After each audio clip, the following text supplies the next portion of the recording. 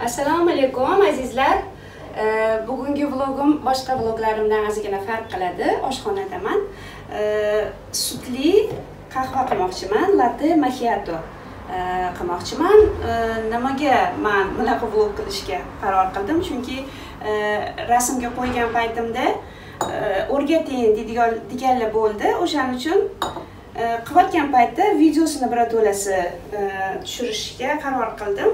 Nima kerak bo'ladi bizga? Sut va qahva kerak bo'ladi. Bir ozginagina suv kerak bo'ladi va albatta French press kerak bo'ladi. French press bo'lmaganlar bankaga solib sutni chayqalasa bo'ladi deyshadi, lekin men hech qilib ko'rmadim. French press bilan juda ham yaxshi, juda ham ko'pikli chiqadi. Eng boshda sut solib qo'yish bilan boshlaymiz. 250 gram sut yetadi ikkita odamga. Iloji bo'lsa mana bunaqa idish qilsanglar, yana ham chiroyli chiqadi.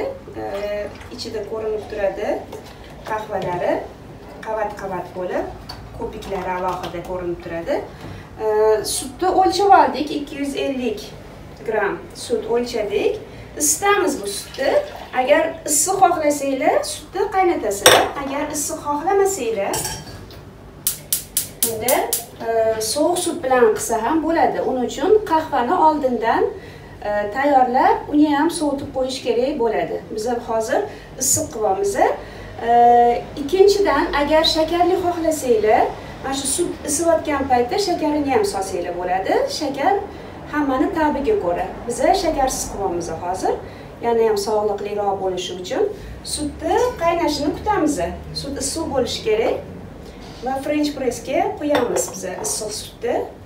Buni ham olib qo'ydim. Bu qahva qilishimiz uchun.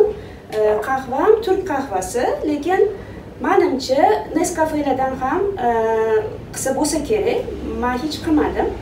Achchiqroq qilib damlash kerak bo'ladi va jarayonini ko'rasizlar. Sutimizni kutamiz qaynashini. Sutimiz qaynadi. Yana French pressimizga ehtiyotkorlik bilan sutni quyamiz.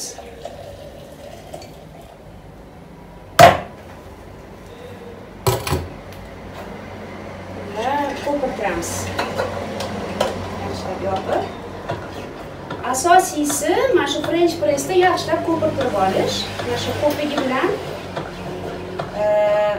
ko'pikli bo'lib, chiroyli bo'lib chiqadi qahvamiz.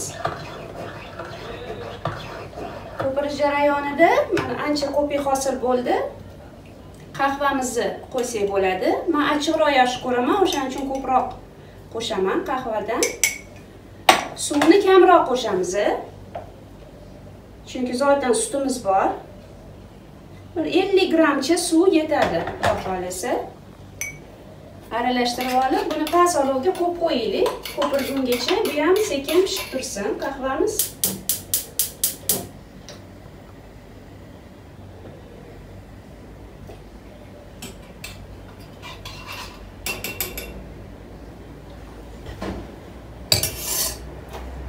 Va ko'pirtirishda davom etamiz.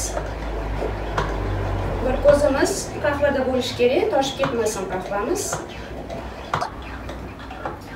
Qancha ko'p ko'pirtirsak, shuncha yaxshi qattiq ko'pik chiqadi.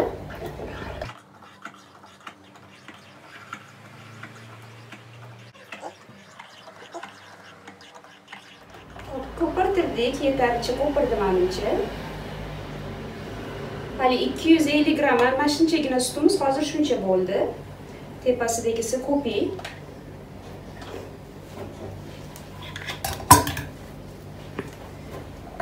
Endi idishlarimizga quyamiz bularni. Boshi ko'pik bo'lgani uchun boshida yuborishimiz kerak. Qahvaga ham qarab turibman, qahva hali qaynamayapti.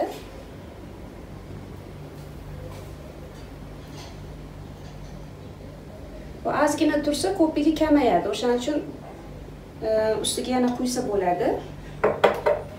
Bitta sekreti bor, buni siri.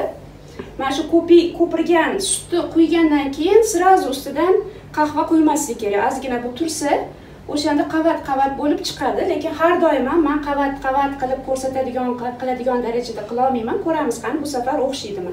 Ozgina turib tursin. Bu yerda mana yana ozgina ko'pigimiz bor, ustiga yana qo'ysak bo'ladi. Qahvamizni kutib qaynashini. Qahvamiz tayyor bo'ldi. Endi ehtiyotkorlik bilan qahvani sutni ustiga quyamiz. Chetdan qo'ysanglar ham bo'ladi, o'rtadan qo'ysanglar ham bo'ladi. Sizlarga bog'liq narsa. Izi qoladi chunki. Bismillahirrohmanirrohim.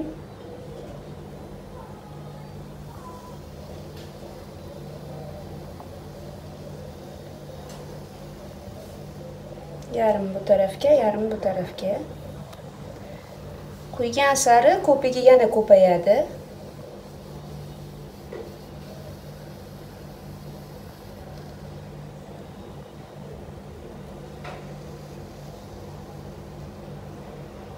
Quyqa xohlamasanglar, quyqani solmasanglar ham bo'ladi. Men quyib yubordim. Ozgina kutib tursak, hozir qavat-qavatlarga ajraladi. Quyqalari pastga tushyapti, birinchi qavat bo'lib. Tepada ko'pigimiz turibdi.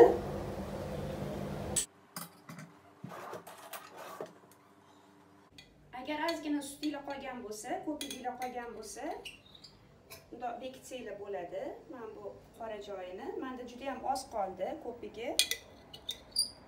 O'shaning uchun uncha bekita olmadim. Bekitmasanglar ham bir narsa bo'lmaydi.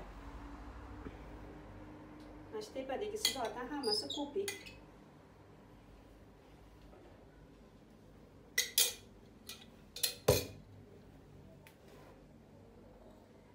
Latte macchiato'miz tayyor bo'ldi. Sizlar ham qilib ko'rasizlar degan umiddaman. Yoqimli ishtaha. Keyingi vloglarda ko'rishguncha sog' va omon bo'ling.